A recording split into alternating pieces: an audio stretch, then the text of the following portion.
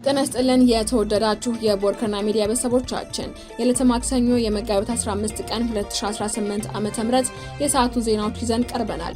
አበይት ዜናዎችን እናስቀድማለን። ኦነግ ሸኔ በመጪው ምርጫ ላይ ፋኖ የተነዘረውን ትችት ተቀላቀለ። የአማራ ፋኖ ብሔራዊ ንቅናቄ በምርጫ ተሳትፎ ላይ ማስጠንቀቂያ ከሰጠ ከአንድ ሳምንት በኋላ የኦሮሞ ነጻነት ግንባርና የኦሮሞ ነጻነት ሰራዊት መጪውን ሀገራዊ ምርጫ ታማኒነት የሌለው ሲል ውድቅ አድርገውታል። የዕለቱ ዜናችን ቀዳሚ ጉዳይ አድርገነዋል። በትግራይ ክልል የመንግስት ሰራተኞች ደሞዝ ይከፈለን በሚል ሰላማዊ ሰልፍ አካሄዱ። ከፌዴራሉ መንግስት በጀት በመቋረጡ ምክንያት በመላው ትግራይ በመምህራንና በተማሪዎች የተመራ ሰላማዊ ሰልፍ በዛሬው ዕለት ተካሂዷል። ተጨማሪ መረጃዎች አሉን። ኢትዮጵያ አሳሳቢ የውሃ እጥረት ገጥሟታል ተባለ። የኢትዮጵያ የውሃ ሀብት ከጊዜ ወደ ጊዜ እያደገ ከመጣው የህዝብ ቁጥር ጋር የተመጣጠነ ባለመሆኑ ሀገሪቱ ውሃ አጠር ወደሚባል ሀገራት ደረጃ መሸጋገሯ ተገልጿል። ተጨማሪ መረጃ አለን። ሱዳን ኢትዮጵያ አዲስ ጥቃት እንዳደረሰችባት አስታወቀች።